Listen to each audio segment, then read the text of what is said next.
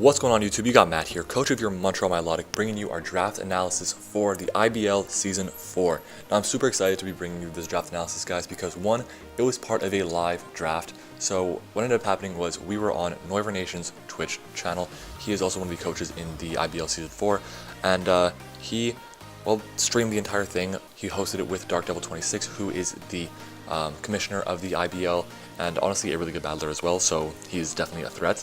And they just streamed it. They did a really good job of it. I stepped on the stream for a few picks and just talked a bit about why I chose what I chose, and it's a really fun experience overall, guys. So if you definitely have a chance to make a live draft or a live draft stream for any of your leagues, I definitely recommend it. It was a ton of fun to watch. It was a ton of fun to be a part of. So seriously, guys, I recommend it a lot. Anyways, before we get started with it, I just want to do a quick bit of a PSA announcement. Basically, make sure to like the video, guys. Make sure to subscribe to our channel. Make sure to follow us on Twitter and, join the personal Discord server I have, which is called The Ocean. It is linked in the description below. And yeah, guys, I mean, we're doing great things here on the channel. And if you guys are excited for the rest of the IBL and the rest of the other leagues we have going on, make sure to subscribe. Make sure to share the video and tell everyone about it. Anyways, let's get into the information about the draft. So to start off, the IBL is a tiered draft with a points-based system. So there are 5 tiers, being tier 1, 2, 3, 4, and 5. And tier 1s cost 180 points, tier 2s cost 120, tier 3s 100, tier 4s 60, and tier 5s 40. And we only had 1,000 points to work with. So you can choose anywhere between 8 and 11 Pokemon to draft. So I decided I kind of want to be in the high-ish range. I don't know if I wanted 11 because 10 is still a lot, and that 11th Pokemon might not be as useful as maybe just taking 10 and a higher tier 10 than a lower tiered 11th or something. So that's that. We also had to pay 20 points per Z user we wanted. So if I said I want to have 3 Z users, I need to pay 60 extra points. And that came out of my 1,000 budget. So again, I need to be very careful with the way I spend my points. I had the 15th pick in the draft out of 16 teams, and I felt like getting something that paired well together, especially when I have the wheel. You know how much I love the wheel, guys. I think it's the best place to draft, either like in the top 3 or the bottom 3. After that, it's kind of like doesn't really matter that much.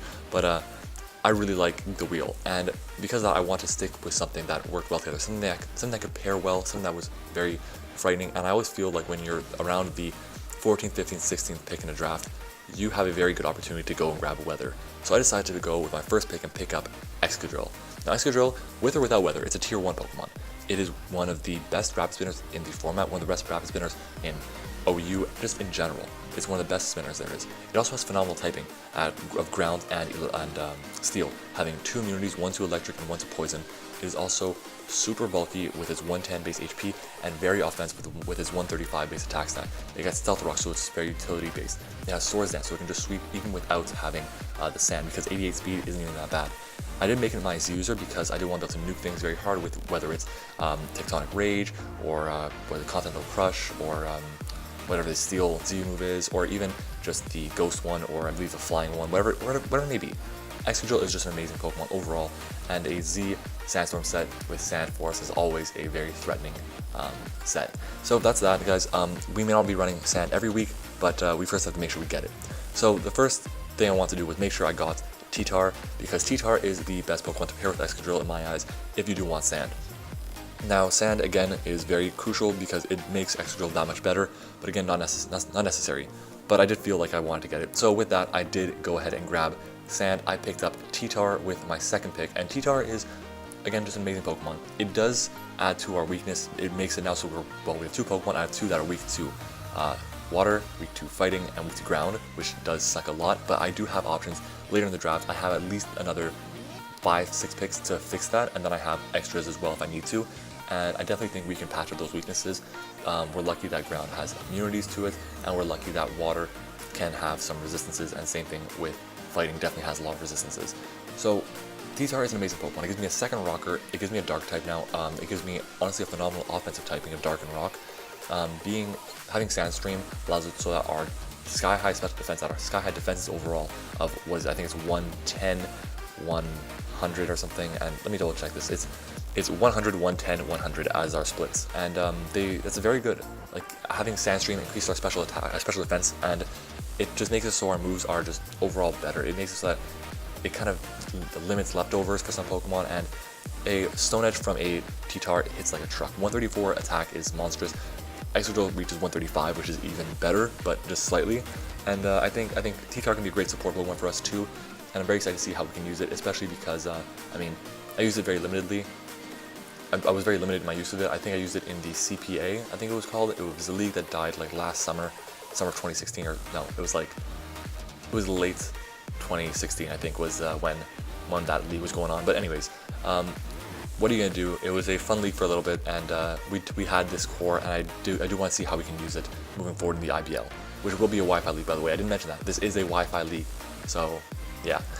Moving on though, our next pick, we have Tangrowth. And Tangrowth, I think, was the perfect Pokemon to pair with these two because one, it resists ground. Most ground type moves are physical, and Tangrowth is obviously one of the best physical walls in the game. Access to Regenerator, of course, access to healing moves like Giga Drain, has a ton of great options for his move pool. Earthquake, Sludge Bomb, Power Gem, sorry, not Power Gem, Ancient Power, Power Whip, Sludge Bomb, I think I said that, Poison Jab if I didn't. There's a ton of great options for Tangrowth, and Tangrowth is, as Django is freaking out, this man needs to calm down. Tangrowth is an amazing Pokemon overall. I love this thing. I think it's one of the best Pokemon in the format, especially from a defensive side. It does have some weaknesses, being a special defense, but I think we can definitely pair that up and fix it up. And we do have a decent fire answer in Ttar, and well, Escadrille in the sand can pretty much beat any fire type there is. Moving on though, we have our next pick in the draft, and that is a fairy type. I did kind of get sniped. I wanted Primarina, which, as you can see, Django, calm down. As you can see, Primarina did get picked right before we took Tangrowth, and I would have taken Tangrowth first, and then I would have taken Primarina, but anyways, we got sniped. But yeah, so our next pick, guys, is actually going to be Flores. I love Flores. To me, it's one of the best fairy types in the format. I think it's one of the actually top 3 fairies there is. It has amazing special defense, one of the highest in the game at 154. Its defense isn't even that bad, especially because you can really just say, I'm going to put all my defense EVs and my nature into my defense, and I'll still have a respectable amount of defense, but I'll still have sky high special defense. So you don't really need to worry about, you can pretty much just say, okay, I'll max out my defense and I'll be pretty much set. You then can max out your HP and then again be set. And the best part about it is its special attack stat isn't even that bad. It has a slew of high power special attacking moves. You have Energy Ball, you have Psychic, Moonblast, of course, you have the hidden powers. That may be pretty much it, but you do get access to Defog now, and it does make an amazing Assault Vest user. I've used Assault Vest Flores really well, and I've also used Choice Scarf Floater just really well in the past. Give me 1 second, guys. Django is biting my hand. Sorry about that, guys. Django was definitely attacking me, gnawing at my hand, but we did pick up Flores with our last pick, and Flores is, again, great Pokemon, 120 points, and we are losing a decent amount of points, guys. We are at, what, I think 380 points left for our remaining between 4 and 7 picks left, so I did want to be very careful the way I spent them, and you're going to see that. Starting now, guys, I go on a bit of a trend of drafting a lot of lower tier stuff, like low tier stuff. So, and I do want to kind of do that because you look at the draft and you look at the way it was going. A lot of people had very few points left, or very many points left, because they were being careful. They were drafting a lot of tier 2s and no tier 1s, or they were drafting like 1 tier 1 and a few tier 3s. So people either had a lot of points left or very few. There was no one in the middle, and we definitely fell in the category of having very few. Because that, I really needed to go down to tier 5 and tier 4 and pick up things that I thought were very valuable and that didn't belong in that tier. There were things like Miltank, which I believe was in tier 4 or tier 5, and to me Miltank is great, but I'm using it already. I've used it a lot already, so I want to pick up something that I hadn't used that much, something that I was comfortable with, and something again that was a steal for where it was placed, and that was Miss Magnus. Now Miss Magnus is phenomenal at 40 points, guys, 40 only. That is ridiculously good. This thing gets an amazing special move pool. You have access to a ton of different options. You have access to moves like Dazzling Gleam, Dark Ball, Shadow Ball, Energy Ball, Foul Play. You can get Hex because you do get, you get T-Wave, you get Will-O-Wisp, and you do get Toxic, so Hex is a very strong set. You have access to Psychic and Power Gem. You have T-Bolt, like I said before, I think. Then you have your Priority and Shadow Sneak and Sucker Punch. You have Taunt. There's so many great options for Miss Magnus, and I think having a Ghost type is very good, especially because it gives you a Spin Blocker, and Miss Magnus is also a ground immunity. Has really terrible defenses and HP, but its special defense, special attack, and speed are all really good, and it gives us a nice speed tier that we didn't reach before. It is our fastest Pokemon, pretty much by far. Yeah, I didn't really think about speed tiers when I was drafting this team. I realized now, as I'm doing my draft analysis. Anyways, but Miss Magnus is definitely a threat to many teams, and a spec set, especially if a team doesn't have a normal type or a good Ghost Resist, then, well, bye-bye. So that's that. Moving on to our next pick, guys. Again, I did want something that was immune to ground. I want something that was decently fast, and I wanted something that could set up Stealth Rock so I wasn't forced to use Escadrille or Ttar to do that all the time, and that was Uxie. Now, Uxie is amazing. It was, again, tier 4, definitely in my eyes a tier 3 Pokemon, super bulky with 130 base special defense and defense stats. If you do make it as a user, you can run Z Heal Bell and make it an amazing wall, because again, Z Heal Bell heals all status and brings you back to full HP, which is very good if you didn't know that. It is a rocker, it is a very good support Pokemon. Light Screen, Reflect, has access to U-Turn, Knockoff. You get a ton of different coverage options from physical and special sides. It's a great Calm Mind user, actually, even though it only has base 75 attacking stats, but it is a great Pokemon overall. You look at the coverage options it has, it's just amazing. I did want to make it as a user again because of Z Heal Bell and Z Memento maybe, but well, it just wasn't in the cards, and I think Uxie can be very, very strong for us, especially because, well, I think Pokemon like Uxie, Azelf, Mesprit, Mew, these Psychic-type Pokemon with a lot of different options are best put in the hands of people who don't always run the exact same set every week, and I feel very confident that I can run a different set with Uxie every week and make it so it's unpredictable and very useful in the format. Moving on though, we have our next pick, and I sniped so many people with this pick, you have no idea. Like, I must snipe like I think 6-7 people with this pick, and that is Blaziken. Blaziken is an amazing Pokemon, guys. It has ridiculous typing of Fire and Fighting. Everyone is sick of it, yeah, because of the Blaziken, the Infernape, the Emboar, but everyone doesn't realize how good this thing is. It definitely doesn't fall as being the best of the Fire Fighting type starters, because you don't have access to Speed Boost, of course, but its attacking stats are ridiculous. You have 120 attack, 110 special attack, so it can definitely be a mixed Pokemon. It can run either completely physical, completely special.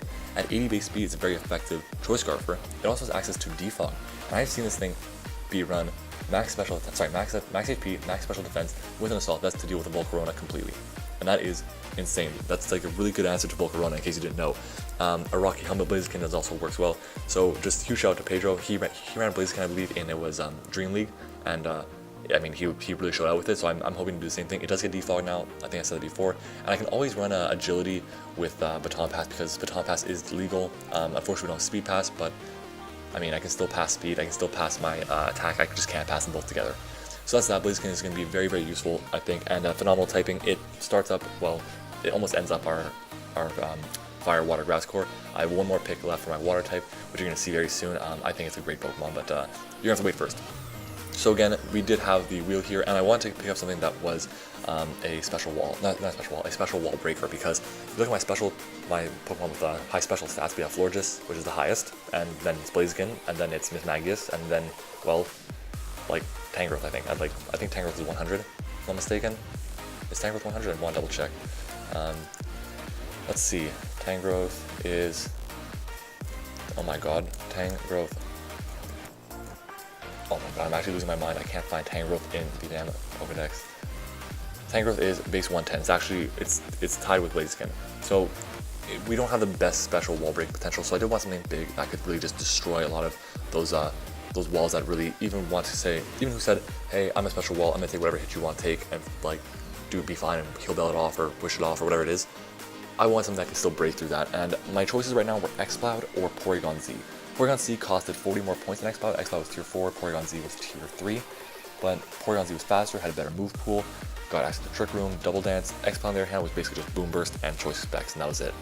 So I said, you know what, screw it, I will take a budget water type, and I will go with a tier 3 Porygon Z. So Porygon Z is my my third to last pick, guys. I have 2 more picks after this, and again, Porygon Z is great. I think it can put in a lot of work, especially if you are very careful with the EV sets that you run, because you can run Agility, you can run Choice Cards, you can run, it has three great abilities in Adaptability, Analytic, and Download, and I think that Porygon Z is definitely a Pokemon that many people should be very afraid of.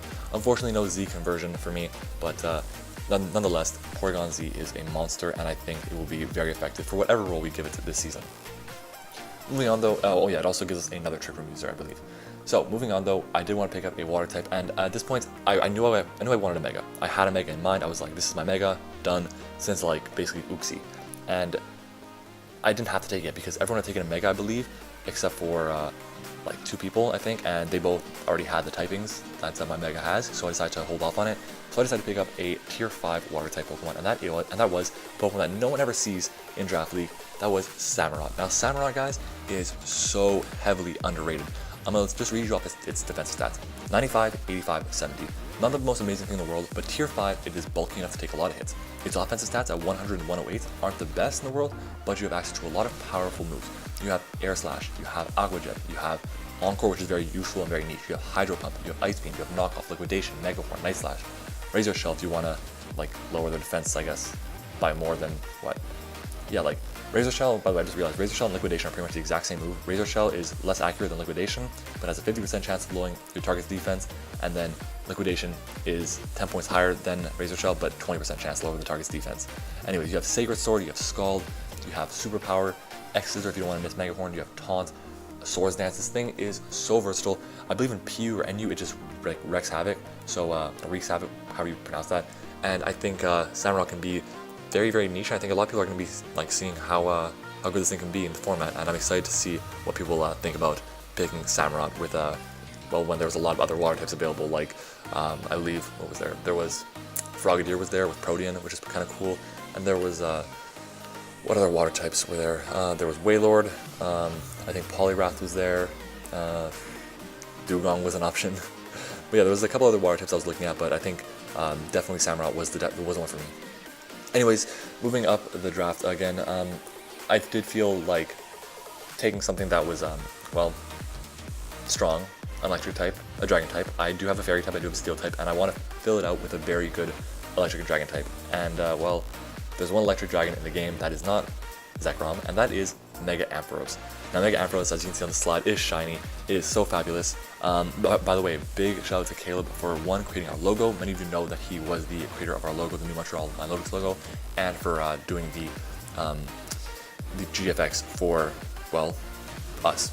And, well, he was one of the people who did help out with the rest of the draft analysis, well, with the rest of the live draft stream layouts and graphics and stuff like that. So big shout out to him and to all the other people who worked on that for like a week and a half, 2 weeks. Anyway, so Mega Ampharos is so bulky, guys. It's super powerful too. It has ridiculous base 165 special attack. Its HP, defense, and special defense are 90, 105, 110. You have access to Cotton Guard, I believe, which is it boosts up your defense by 3. Yeah. Then you have access to a lot of great offensive moves, whether it's Discharge, Dragon Pulse. You have Brick Break. You have Agility for setup. I mean, you have Focus Blast. You have Heal Bell, actually, which is really cool. You have Light Screen and Reflect. You have Power Gem, which is very useful. And you can be very, well, supportive Ampharos. Ampharos was always one of my favorite Pokemon as a kid. I was always playing, because I always played Crystal. That was my favorite game. You couldn't get Ampharos and Crystal, from what I remember. So I think I always ended up trading it with my cousin who had Gold, and he always traded me an Ampharos, I believe. So that was that's how that worked. And I mean, Ampharos is great, guys. It's my first time using the Mega Ampharos in a draft, and I think it can be very effective. We do have a bit of a slowish team. You look at our roster, our fastest Pokemon is, well, oh my god, I just realized our only Pokemon above base 100 speed is Miss Magnus. Oh my god, we're going to be in such a weird situation. I'm just happy I have a few Trick Room users. Oh my god, our team is so slow. Whatever, we do have Sand, we do have Trick Room, we do have Agility, we do have Baton Pass with Blaziken. I think we can do fine, guys. I like my team. I think it's very interesting. It's a lot of Pokemon I haven't used before with Blaziken, with Samurott, with Mega Ampharos, and I think we can definitely put in a lot of work. But that is our team, guys. Our Z captains are Blaziken and Escadrille. Escadrille doesn't have the Z next to it, but that's fine. But yeah, so I'm very excited to see what we can do with this roster. Again, battles will start up on Monday, I believe. What is it going to be? I'm opening up my calendar right now to double check. It is Monday, the 29th will be our first battle, guys. Battles can be up either the 27th, 28th, or 29th of the first week. I'm deciding to update my battles on the Mondays because, well, Saturdays I have ICBA, Sundays I have WPL, so Mondays will be IBL, and then Fridays I obviously have P4G. So that's that. Anyways, that's the video, guys. Make sure to like the video if you enjoyed it. Make sure to subscribe to my YouTube channel. Make sure to comment which Pokemon you think will be the best Pokemon, our MVP. Make sure you think will be our least valuable Pokemon. Maybe it's Samurott. Maybe you guys think Samurott's gonna be amazing. I mean, I think it's gonna do good, but worst case I drop it. Anyways, make sure to join my personal Discord server, linked in the description. Make sure to follow us on Twitter, and make sure to subscribe to the rest of the IBL coaches. Sorry about that. The rest of the IBL coaches in the comment section. But well, they are all listed in the description below. Anyways, guys, I'm rambling for way too long. This video is going on, what, like 20 minutes almost? So make sure to do all those great things. And I will see you in a few weeks or next week, I should say, for the IBL Season 4 week 1 battle. I believe we play the Rhode Island Rotoms. So yeah, they have a very scary team. Make sure to go check out their draft analysis too. Anyways guys, thank you again for watching, and I will see you all next time.